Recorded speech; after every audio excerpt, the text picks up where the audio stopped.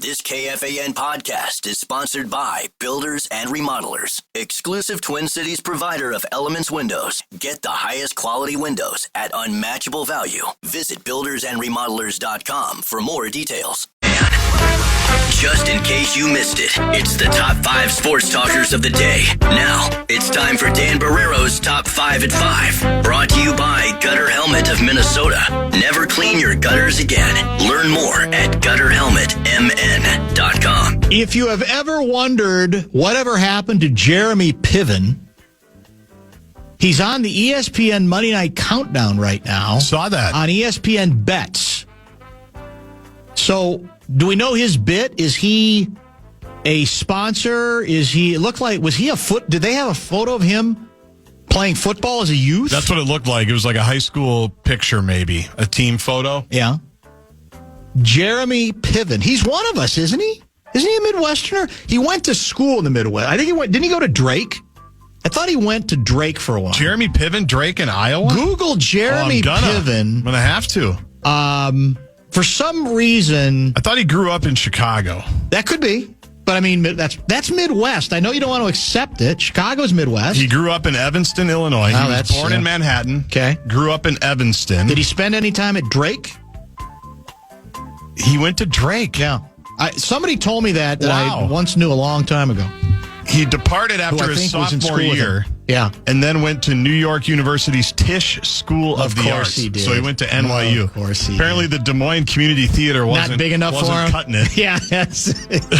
He wasn't looking forward to playing the Wells Fargo Center, so he headed out. He's got the look. He's got the loafers on with no socks. So is that always been in, or is it just in again? I think it's pretty much always been in, but definitely in again. Yeah. He's got the necklace going. It's not like a JJ 3-level jewelry necklace. I didn't see any diamonds in it. I had no idea that he's becoming a football guy. Jeremy Piven. He was doing stand-up for a while. He came through town maybe 4 or 5 years ago, doing stand-up, but I'm not sure what he's up to now. Had a good run. Lost. Yeah, I mean, maybe somebody can update us on whatever happened to Jerry, other than being on the ESPN set right now. Yeah. Well, he got Me Too'd for a while. In the Me Too era, like 2016, 17, 18, 19, he had some allegations. Oh, that's right. That's a good point. He had to. He was a terrific ensemble player early in the Larry Sanders Show. For sure. He was excellent in that. He was one of the writers. He played one of the writers on that show, was outstanding. I don't remember how many years he was on it, but I still maintain the most underrated show in the history of, I guess that would be cable TV in that case, right? Because it wasn't on regular TV. Couldn't be on regular TV. No. Because of the language and so forth. That show is, oh God, that show is good. Good part as the Dean in Old School. Oh, yeah, you're right. With Will Ferrell and Vince Vaughn and all those guys. True. And then, of course, Ari Gold on Entourage, the agent, which is as good as it gets. Yeah. I mean, that's probably his signature part, right? Signature, right? Yes. One of them? No question. Do you want to do the grand in a hand and come back and do top 5? Why don't we do that? That's good. That's good because we don't usually go that long with Hurley, but I felt obligated. He always wants to talk sports. Yes. We rarely do it. I know you and he chat about it, but I want the on air. Want him to feel like he can be a part of the on air thing. I just cracked up loving that he hemmed and hawed and struggled more with the Vikings quarterback question. It was so obvious. Than peace in the Middle East. You can't make it up. Fan and 2 men and a junk truck want to give you a shot to win bonus bucks. It is our national cash contest. The final keyword of the evening tonight is win. Go to KFAN.com and enter the keyword win. All right, we'll have a chance to sort of really spread our wings for the top 5 at 5, becoming the 520 Sports Fix. Don't go away. Just in case you missed it, it's the top 5 sports talkers of the day. Now, it's time for Dan Barrero's Top 5 at 5. Brought to you by Gutter Helmet of Minnesota. Never clean your gutters again. Learn more at gutterhelmetmn.com. Do you think there's any chance that your guy, PJ Fleck, could turn the Brian Callahan news into a contract extension? The Titans job? The Titans job. I mean, has he tried that? Has his agent tried pro jobs? Hey, they're sniffing. Did PJ not play pro football? He did. Yeah, exactly. Played for the Niners. Just saying. I'll say this, his agent His agent is very skilled at that. I've heard that. His agent is very skilled at that. Yeah. Kevin Harlan's brother. You knew that part, right? I did. I think I've told you this before. I got to know him very well when he was one of the big shot media relations guys, 85 Bears period. Back in that period, he was one of their big time. He's a good guy. Excellent to work with from a media standpoint. Outstanding. I always wonder because when he comes into town like once or twice a year. Yeah. If it's more, by the way, I do know that there's a contract extension coming. Right. It's usually for the first game, and he'll sit in our post-game press conference or interview that I'll do with PJ. The scrum? He'll sit. Well, it's not a scrum. It's just PJ's office, locker room. And I always just sit there and I'm like, this guy's brother's Kevin Harlan, and who I grew up with, as you know. That's like my guy listening to AM 1130 KFAN. And I'm always like, he's probably thinking like, who's this guy? My brother's Kevin Harlan, and so I always feel like I have to do well in front of Kevin Harlan's brother. And then that gets in my head. Motivator. That's good. That actually works to your advantage. It could, yeah. Not necessarily. No, I don't think it does. Sometimes you choke up. Is that what you're saying? I think I might. Yeah. I think I might. Yeah, that's a lot. You're right. He's probably thinking like, well, my brother would never do that. Very successful and that's family. Why he's on Amazon Prime and you're not, kid. That's why he's been on TNT forever. Yet. That's a little. You think it's slow? You think it's early? Anything's possible in America. Yeah, that's true. For now. Let's talk about KOC. Speaking of hemming and hawing. Spread your wings. We can go to 42. We got no guess. Well, Kevin O'Connell can get you there. He'll fill up the time. Yes, that's true. He was asked today by none other than Kevin Seifert, who will join us tomorrow at 3:30. Did he glare at Seifert? Because there's tension there, too. It's not just with Suhan, is what I've been told. I think KOC's in a better place now that he's back stateside. I think. The sleeps at home, that's the key to get. Yeah, his own bed. Yeah. Sure, he's got a great bed. Good thread count. Do you think he has one of those beds where, what's the one where you can choose, your side can be sleep number, where one side can be soft if you softer if you like it, and one can be very firm? Yep. Do you think he's got one of those sleep number deals? I bet he has an even fancier bed. That's like probably true. A memory foam bed that we don't even know about. With like surround sound in the mattress. Yeah.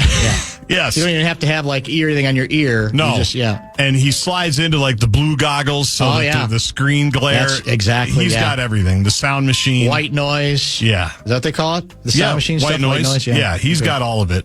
I bet. And if he wants a sleep number, he just goes to another room and sleeps there because he's probably got extra space. Well, he's got one we know he's got a bed in the office. Well, every good coach does. They do. All right, so he was asked about J.J. McCarthy. How's he looking? Yeah, we had some good work last week. It was great to get back on the grass and had some good sessions out there, kind of getting back to a lot of the principles of lower body mechanics and things that lower body mechanics. Been really good parts Is this of a his flag journey football? here. I mean, how long has he been playing? And didn't even hit me till we were out there. He had practiced one time since we had left Chicago. He had practiced one time officially. So a lot of the things you're allowing him to get his health back. Did he forget to play the position? Get his feet back underneath him, but then building that foundation of fundamentals and techniques that really you can talk about routes and certain throws and certain plays and things like that, but it's the foundation of throwing mechanics from the ground up that he's really taken to since he got here, and just the consistency of it, whether it was playing through that injury towards the second half of that Atlanta game, and really you're not talking about an incredible body of work when you're considering that when that injury happened and the week that he had leading into that game. So I'm very excited to get him back officially practicing. I don't necessarily want to put a percentage on where I think he's at health-wise, and I think this week will be massive for our whole team, but just to see JJ back out there getting reps and working through the process of building that foundation back up, and we got off to a really good start last week. I was very fortunate to get that time with him. At least either he's playing the most advanced game of possum ever, or he's greasing the wheels to make Carson Wentz the de facto quarterback that will start on Sunday against the Philadelphia Eagles, right? I mean, when you start getting into reminding people, hey, one practice since Chicago. Was it lower body? What was he? I mean, I didn't even understand what he was talking about there. Like he was new to the position. He's got to work on his footwork and his balance, his base. All that stuff. There's so much more that, we just say, can the guy spin it or not? There's so much more that we just don't understand. Can he sling it? The fundamentals, apparently. I guess. To me, that sounds very much like he's setting. I don't even mean he's calculating it that much to quote unquote set it up, but he's in effect saying that the chances of him being ready to start against the Eagles, even if we want him to be the guy, are remote at best. That's how I interpreted it, even if he didn't say anything like that. If you read between the lines, that's what I took out of it. I will be, I don't know if gobsmack's the right word. I've seen too much, been surprised too many times, but I will be pretty damn surprised on that basis that if Wentz does not start. And as I said earlier, I think it's not beyond the realm of possibility that your guy, Brosmer, is, or as what's his name said, Brosner, is the backup quarterback, at least for this week. And maybe even the next week, I don't know. Although by then the assumption is there would have been enough practice for JJ that he could at least be the backup against the Chargers. I'll keep saying it. Don't let him see the field. Yeah. Don't let Brosmer see the field. Do not let him see the field. He was there Saturday night, Gophers Purdue. He's basically like an assistant quarterback. I noticed that he's out there a lot. He's there every time he can be. Are they paying him, or is that illegal? No, it's illegal. Why? I don't know. Why would it be illegal? I think he can't be a guess consultant. They probably could. He could be, but they're not paying him. They probably don't have that kind of money. But there were times when I'm like, I feel like he wants to actually be in the huddle with Drake Lindsay on the sideline, but he didn't go that far. He was just there Drake Lindsay is tall. How tall? Is he 6'4"? Yeah, at least. He's a big dude. Yeah, he is. Yes, he is. Yeah. He's tall. And faster than you think. Yeah, well, got the fourth down that they needed. Yeah, I will say this: I don't think Brosmer should count on running away from people. No, I think he's going to have to be the classic, get rid of the ball quick, pocket quarterback, accurate, just get the ball from point A to point B. I think that's fair. The Chiefs beat the Lions last night, 30-17. Another bad call by me. You had the Lions? I had the Lions. Well, they had opportunities. They did. Well, the first half, I thought they were going to dominate. Well, I loved Campbell at halftime. Did you hear him? I did. We're 3 plays from busting this thing open. Yeah. And, he's got a penchant, too, for they do the halftime interview and then something happens. Remember when the one where he said, we need to get a turnover, and they got one? Yes, right. Before they were even done playing the recording. Didn't work out last night, but the news of the day last night was the fight afterward that was instigated by Brian Branch, who... Well, Mahomes tried to shake hands with somebody on the lines. I don't remember who it was that ignored him. Yep. And that's what seemed to get... And then I think Mahomes tried to Branch. Oh, it was? Okay. Yeah. Okay, there you go. All right, that's what's and he walks past Mahomes, does Branch, and then Smith-Schuster was bitter about it, Juju, so he turns around and smacks him. Yeah, it was not a good move. Also, by the way, love Dan Campbell in that situation last night. Said, I love the guy, but he goes, that's not at all what we're about. He goes, we're not about that. We're not doing that. Now, not a huge limb, but how often would you see... Who said that? Campbell did say that in the news conference. Said, this isn't who we are. It's ridiculous. You can't do that. He didn't go with the I got to back my guy. Right. Yeah. He said, I love him, like they all do, but that was idiotic, and the league agreed. He was suspended for 1 game without pay for unsportsmanlike conduct for the incident last night. So he will miss the next game. Let's see who they play. I don't have their all 22. They play Baker Mayfield in Tampa Bay at home. Looks like that's Monday Night Football next week, so he will not be available for that game. Baker Mayfield, for me, used to be one of the most unlikable players in this league, and I'm now rooting for him maybe more than any other player in the league. It's his transformation. We talked about this with Salisbury on Thursday. Is amazing to me. How getting whatever you're going to call it, like third life, fourth life, whatever it is. I mean, he had another great... He scrambled away and made another throw for a long touchdown. By the way, and he's got receivers out too, and it doesn't matter. He's MVP candidate guy. That's not crazy right now, is it? I don't think it is. I think it's the stories are always richer, are they not? When it's a player highly coveted, highly touted, doesn't seem to be up to it, almost becomes obnoxiously omnipresent in every commercial. Yep. To the point where you get sick of him, and it's like it's over for him, and he's just like going from town to town, hoping he gets one more chance. Cleveland still hasn't found a quarterback, despite all the Deshaun Watson nonsense, and they rejected him. And now they would kill to get him back if they could. He's been a great story. And they won their game. That was another, I think, pretty competitive game that they ended up winning. What was the score of their game? Let me double check it. 30-19. Ultimately, they knocked off the 49ers.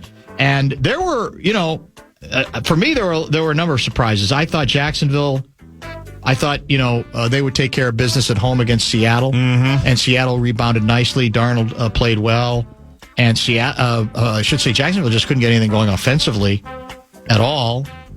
Packers are weird because they won, but the second half, that game was ridiculously close for too long. They seem to flirt with that stuff. The Ravens... They haven't looked great since the destruction of the Lions. No, that's true. The Packers, that's right? True. They're winning. They're 3-1-1. Yeah. But you're right. They play with their food, as we say with the Wolves. The Ravens, maybe it's even too late. Their QB is supposed to come back soon, but they're sitting at 1-5 right now. Yep. So maybe they'll be dead by the time they get to the Vikings, and it will not be that formidable a ball game. But I think there's every reason to believe that Jackson at least will be back from that point. And the Cowboys lose to the Panthers 30-27, 2-3-1 for your favorite National Football team, the Dallas Cowboys. Meanwhile, A-Rod and the Steelers just keep churning. Again, they're not beating great teams either, but they were very methodical, knocking off the Browns 23-9. And I thought A-Rod was efficient and effective for what's become pretty much a running team.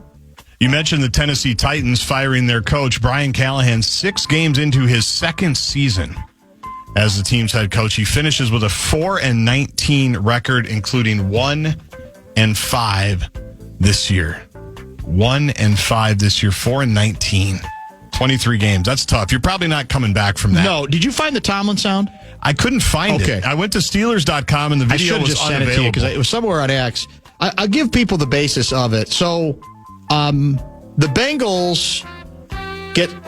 Let's back up. The Browns decide to bench Methuselah, who's now with the Bengals. Joe Flacco. They decide to go with the kid against us. Right, that was his first game. A former Oregon quarterback. So then they trade him not only they trade him within the division. Cincinnati says, we've seen enough Jake Browning interceptions. We're desperate. We're just going to try something. Okay.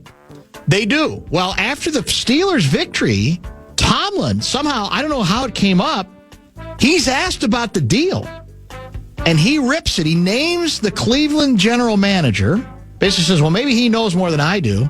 But explain to me how a guy you thought was worthy of being your starting quarterback at the start of the season, and not even 2 months later, you not only reject him, you trade him, and you trade him within the division. So I don't know if there's any history there. I don't know if that's just the competitive juices of, well, you gave a division rival the chance of a second life, perhaps at our expense, right? He may be thinking of it selfishly, but it's rare when the coach of a team gets that involved in the internal machinations of another team. You know what I'm saying? It's very strange. So he was very unhappy about it. And I get it. I kind of get his point to a degree. And it shows you that the commitment is not very deep with some of these quarterbacks. Now, again, you can say Cleveland's desperate. They may not have loved who they were starting the season with, but they had to start with somebody, right?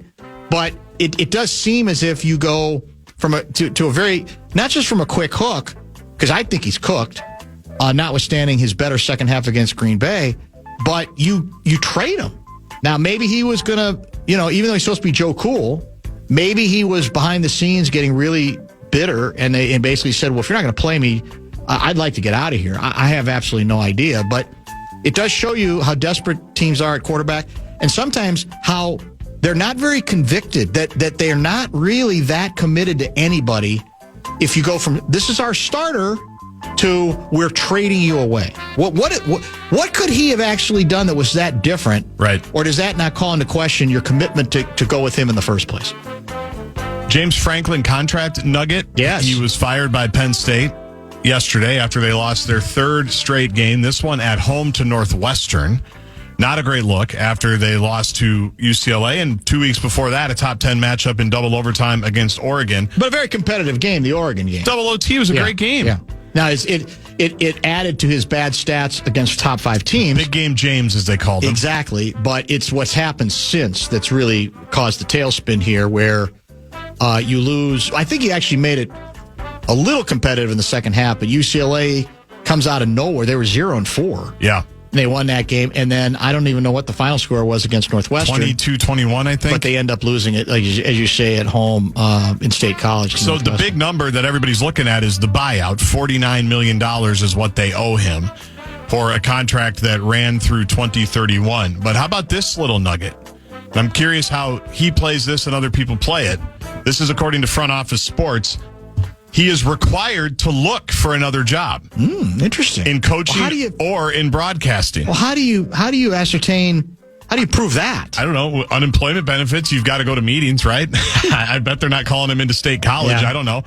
But if Franklin's new job pays him less than the $8 million he's owed annually through 2031, then Penn State only owes him the difference. So I think I can do that, Matt. If he found a job and someone paid him $4 million, Penn State would still have to pay him $4 million. I see. Right? But it at least minimizes their deal.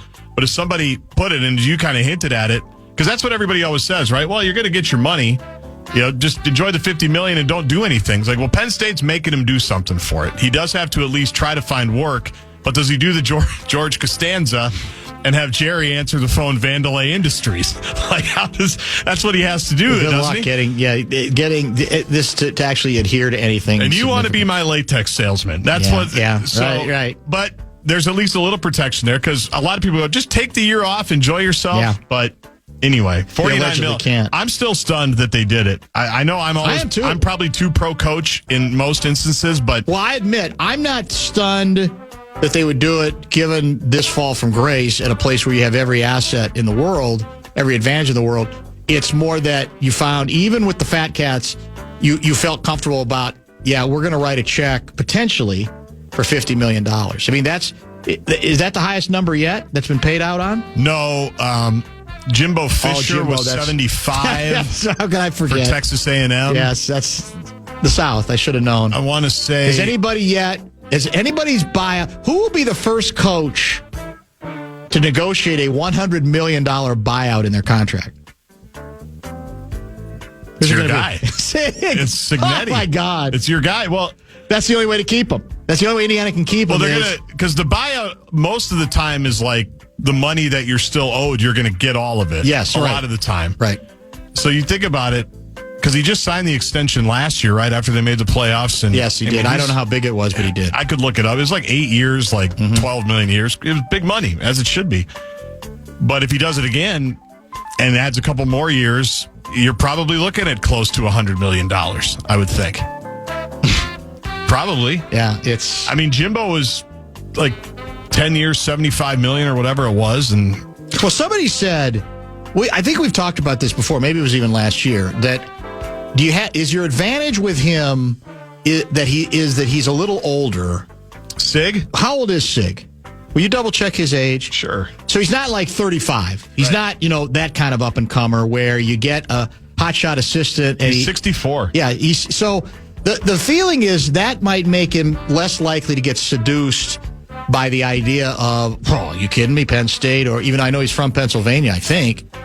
Or even bluer bloods that might come calling to him because there's a lot of open jobs where he might say, I don't need to play that game. I can be king of the world here. And if they keep spending the money on the program they're now spending, because it's big money. Yep. And I can, keep getting contract extensions. What the hell do I care? Because in all honesty, what's weird about it is you go to Penn State and the expectation is still going to be greater, right? You're going to be on the clock in a different way than you're ever probably going to be at Indiana, right? Because you could now be at Indiana, I think, another 5 years and just be average.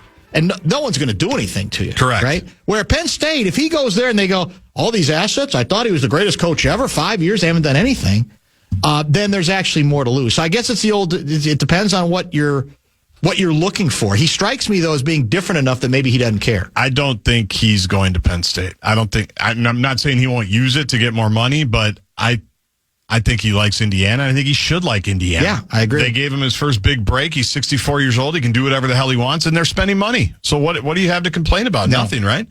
Nothing to complain Matt about. Rule, the other name that comes up there. Yeah, because Sig is from Pittsburgh. You went to West Virginia. Okay. But Matt Rule went to Penn State, and he's coming in here to coach the Gophers. Our music ran out. That's the longest we've done. I don't think top he's 5 done enough. I'm sorry. I know you love him. Matt Rule? Yeah, I don't think he's done enough in Nebraska where I say, well, I want him. I got to get him if I'm Penn State. However, he was good at Temple. He was also very good at Baylor. Yes. And he's very highly thought of. But he gave one of my favorite answers because it's so disingenuous. Why not?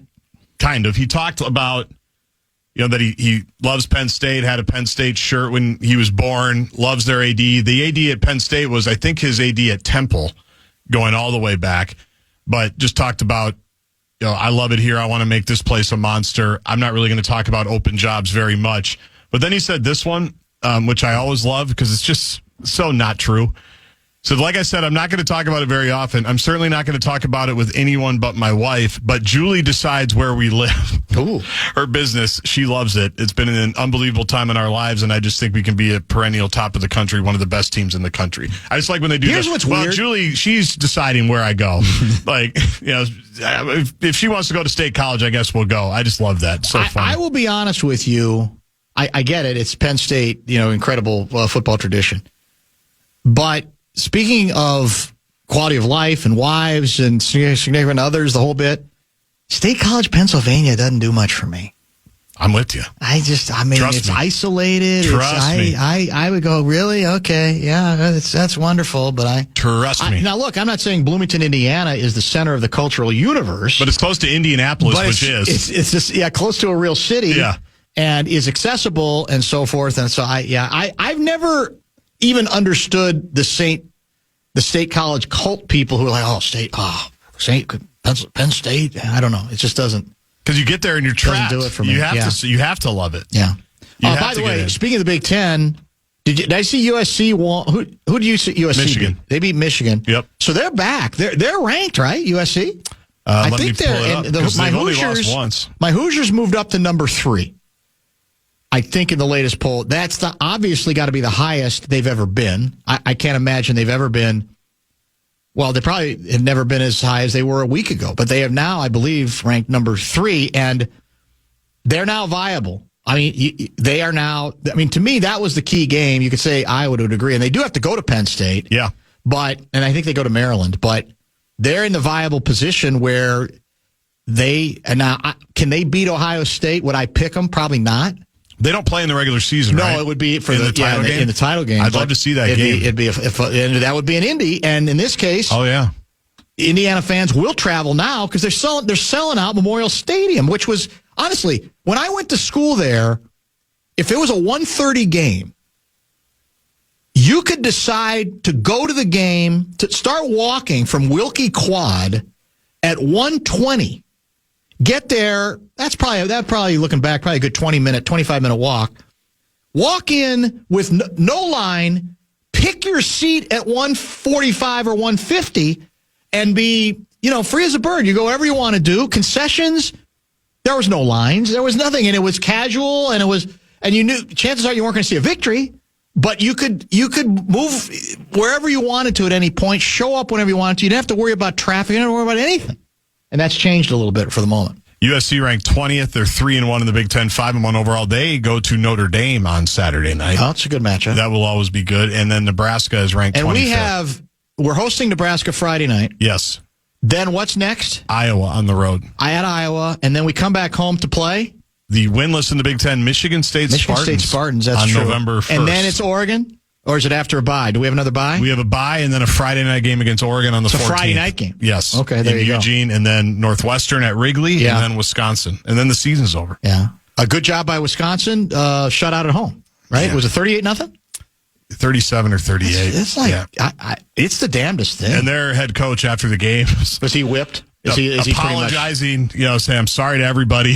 Did they even do, what's the fourth quarter thing? The fifth quarter. Oh, you mean the jump around? Do they even do that? Were there any people there to actually jump around? They stay for the jump around and then they leave. Wow. And that's, I don't know. How did Alvarez feel about that? How does he? Has he ripped him again? His show is usually tonight or tomorrow, I think. That might be worth monitoring because at some point I'm not sure even he can defend what's going on here. Well, I'll say, though, what Penn State just did, like, Penn State's different than Wisconsin, obviously, historically. Yeah. Their historical program. Wisconsin, despite what their fans tell you, have not been, right? The last 30 years, they've obviously been good, but they're not one of the top 5 brands in all of college football like Penn State.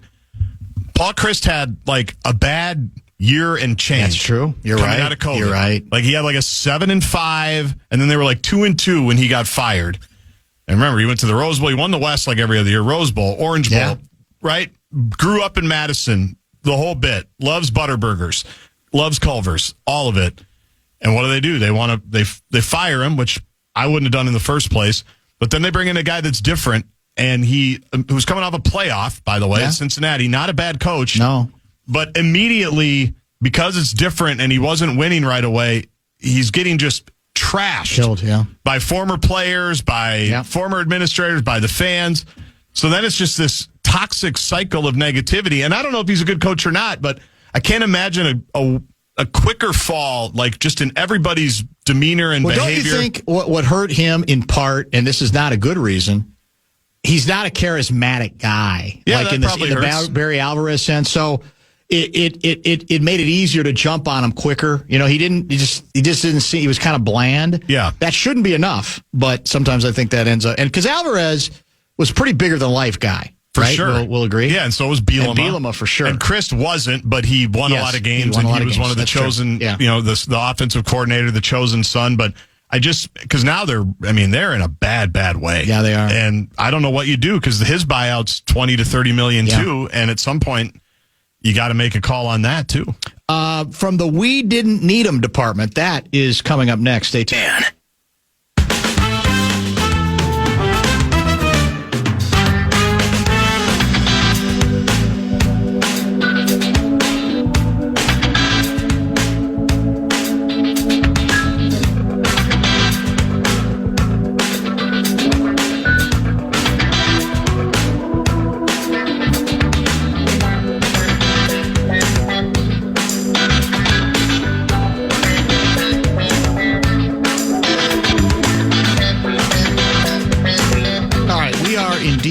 Back, guest free the rest of the way. Full edition on a Monday, because there's no Vikings programming to get to. The Purple, of course, had the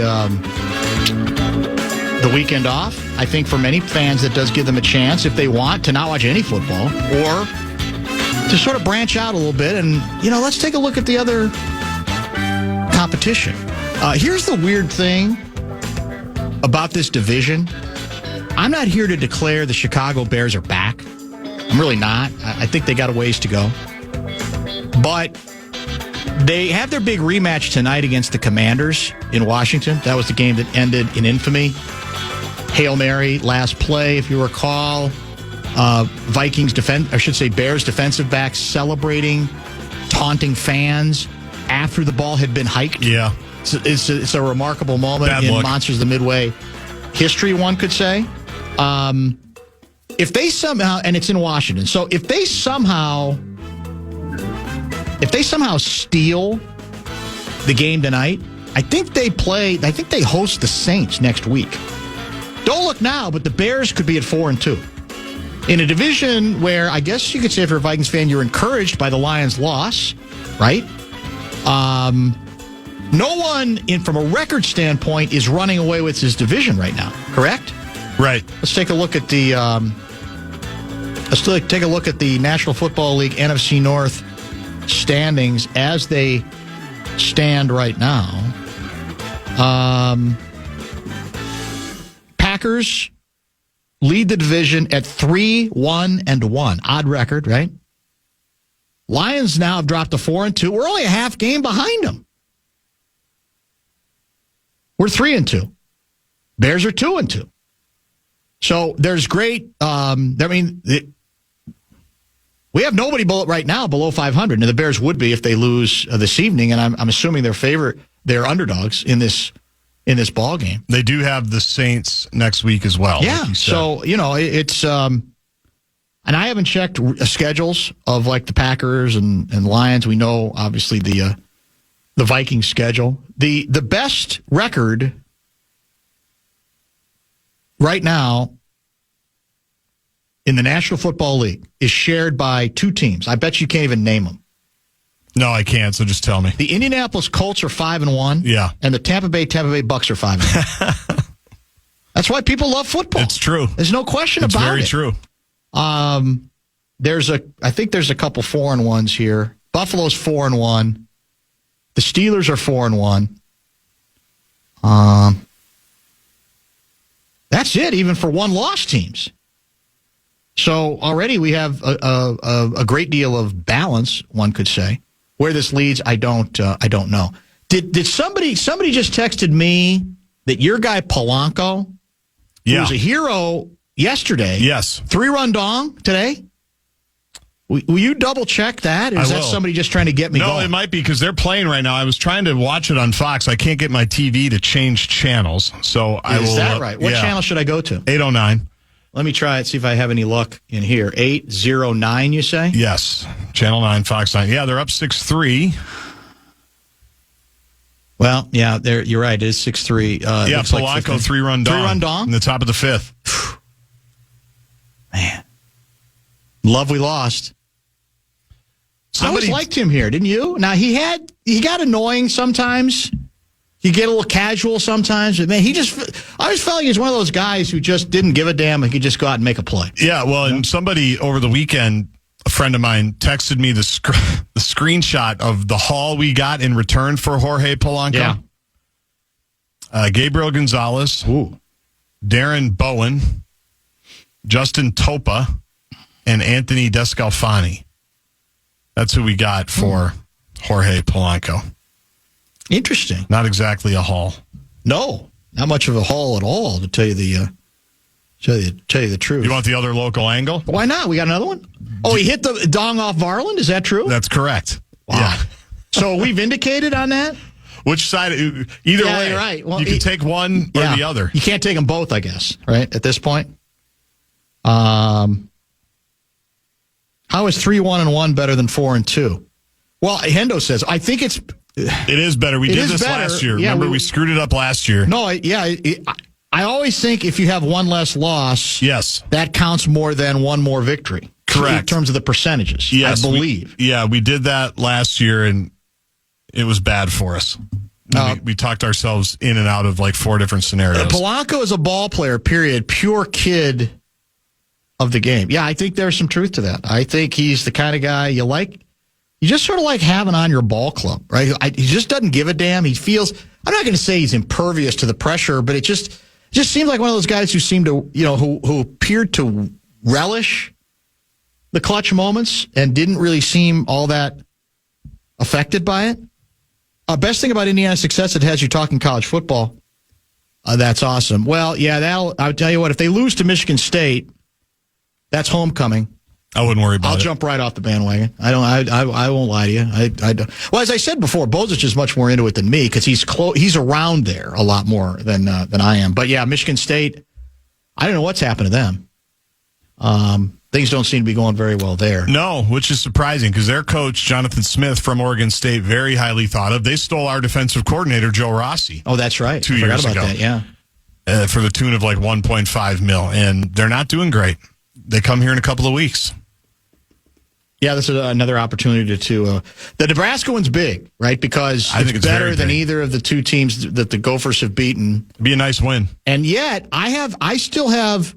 Maybe I'm too hard on the Huskers, but they still strike me as one of those teams that every time you start believing in them, they make a couple of plays where you go, how did they do that? And they end up losing that game. They have yet to prove, I think, to me, that they've made the big jump, right? Well, and I'm trying to think, like their best win was probably the one they just had against Maryland on the road. That's a good point. Yeah, they haven't played exactly. They lost to Michigan, who I don't think is great. No, I don't know if you and I talked about it, but I talked about it on the Gopher pregame show on Friday. I thought USC would beat Michigan. I watched them play against Wisconsin 2 weeks ago and was just kind of left underwhelmed by their quarterback, who's very highly touted, and again, a freshman, but just I was just underwhelmed by the whole thing, and they kind of got run out of the Coliseum by USC on Saturday. So, Nebraska lost to Michigan at home at Memorial Stadium a couple of weeks ago. So their best win probably just happened. Maryland, who's been pretty good so far this season.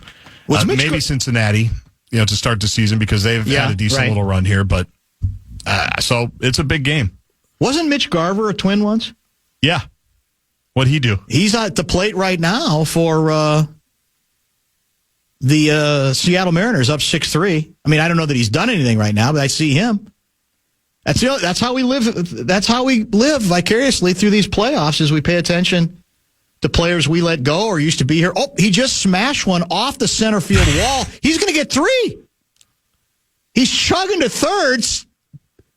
Didn't even need to slide, but did. A triple. We didn't need Garver. A near stand-up triple? Yeah. Wow, that's hard to do.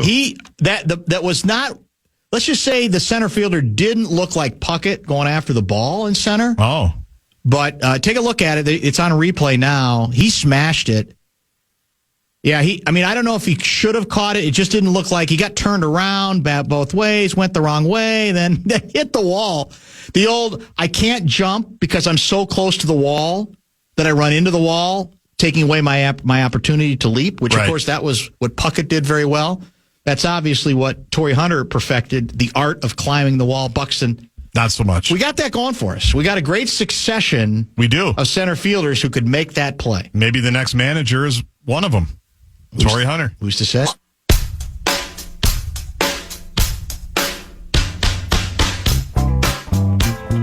Garver scores on a single, kind of a Texas leaguer, as we used to call them in the business, a little bloop. And Seattle has improved or increased its lead to 7-3 over the Toronto Blue Jays. You were on Friday, right? Did we talk about? Well, because I talked about this with Laval, and I had asked Johnny Athletic. He tried to surprise Johnny with some questions every week a little bit. Sure. And I don't think he was expecting a Twins baseball manager question, but he was ready for it, and he went along with sort of what's been my position for months. Go ahead and do something goofy that at least will be mildly entertaining and that will upset every convention. A.J. Przinsky would fall into that category, who's the ex-White Sox manager. Ozzie Guillen, who would get into it back in a minute. Although, again, I say that, do I mean it? Because any manager who's got a choice, or anybody who's out of it, doesn't need to get back into it, are they going to take this franchise seriously if they come calling based on the current condition of the team? But if you want to get a little more serious about it, I agree with Laval, and I think Suhan wrote a column about this. James Rowson, who used to be here, would be an excellent person to talk to. Now, he may, again, fall into the category of somebody who says, no, I'd rather wait. I know I don't know when I'm going to get another opportunity or an opportunity, but I'm not going to go there because it's going to become a managerial graveyard, as Rocco apparently learned the hard way. So when one of your biggest selling points is there's only 30 of them, or however many teams we have now, right? Yeah, right. The sooner you have to get to that card, the less desirable your job is. You know what I mean? We'll hear that all the time. Well, why would anybody go coach for Carolina, Tennessee right now? Well, there's only 32 NFL jobs. That's true. That's not great, right? No, that's all you can have to offer. It's just not a good sentence to have. No, and having a really good ballpark, really pretty ballpark, that's not enough. How did you feel, speaking of baseball, did you have any opinion on the Yankees get eliminated? Yes. Right? You heard or maybe saw what took place in the postgame show in the studio. So it's A-Rod. Yep. It's Ortiz. And it's Jeets. Jeets, right? Okay. Yep. And I can't remember the player they're interviewing of the winning team who knocked off the Yankees. That was the Jays, wasn't it? Yes. Blue Jays, who are now already in trouble in this next series. And Ortiz gets whoever the winning player is, and I think they end up doing it together. Yankees lose. The Yankees lose. A la their big-time broadcaster. Yep. And to John the right, Sterling. So to Ortiz's right, it's A-Rod who has to grin and bear it, and to his left is Jeets. Now, should that form of studio taunting be penalized? Is that a little bit too close to home, even if it's just they're not even playing anymore? What do you think? Is that fair game? And it was. If you hate the Yankees, Yeah. you loved it. I'm trying to think, how would we feel? I don't think Dick and Akel probably took it very well. No, she probably didn't like it. I'm trying to answer it this way. How would we feel if the Inside the NBA crew did that? No, I don't think we'd feel good. You don't think we'd like it? Do you? I'm just trying to think. Like, if they were doing it to Shaq. Bring your ass. I'm just trying to think. I guess the other thing, too, though, like, I think we're so desensitized to it now because everybody's bringing their allegiances to the forefront, right? Like Scott Van Pelt's a Maryland guy. Wilbon and Greeny are Northwestern guys. Yeah. There is a lot of that. I know this used to bug Feinstein for sure. It was one of the things that he did. It just drove him crazy. Because I'm just trying to think how it was Vlad Guerrero who was doing it too.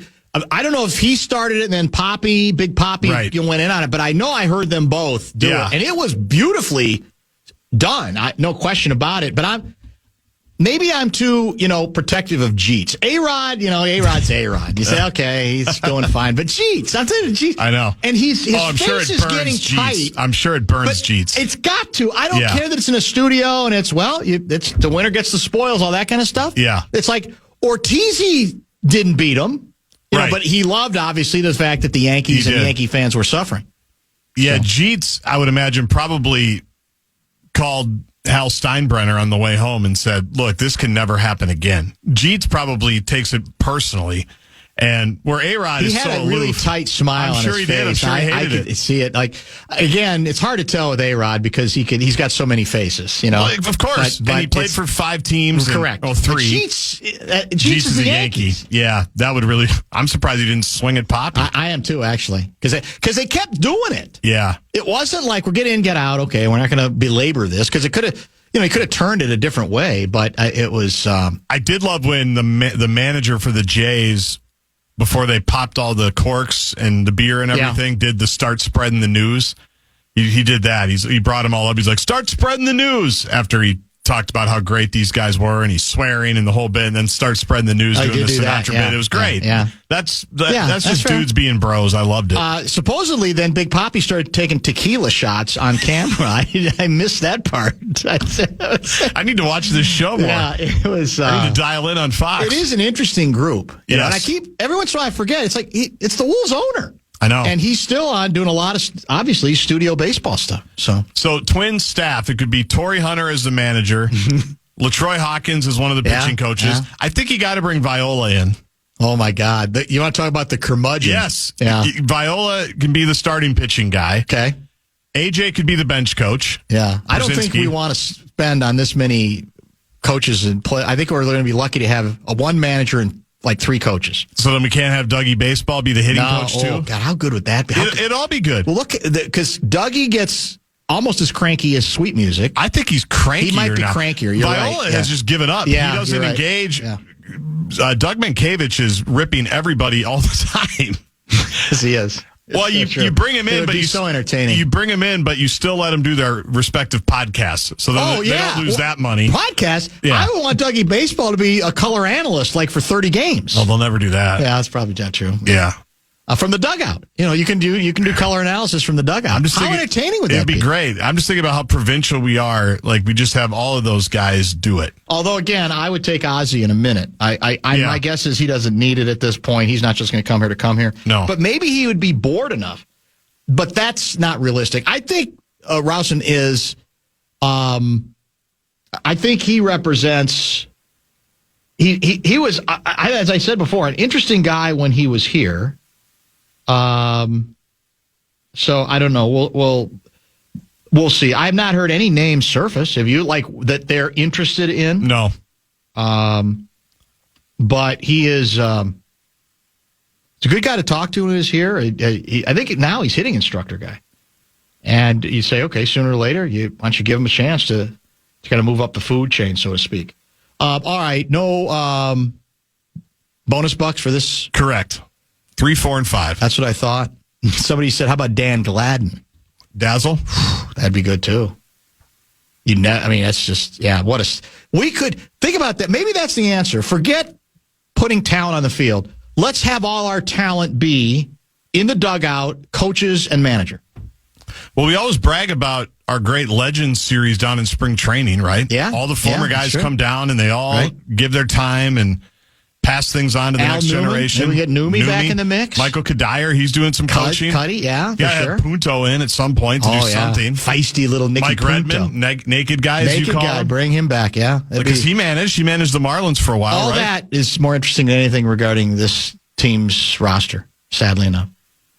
Twins territory would love it because those are the guys that they associate with winning baseball, right? You sell more tickets, you do meet and greets with them before the game, and then let them go coach. Yeah, that's very true, Davey. All right, let's get a pause in. We'll wrap things up, remind you what you missed and what we have coming up on a Power Pack broadcast tomorrow as we continue and really get serious about Eagles Week.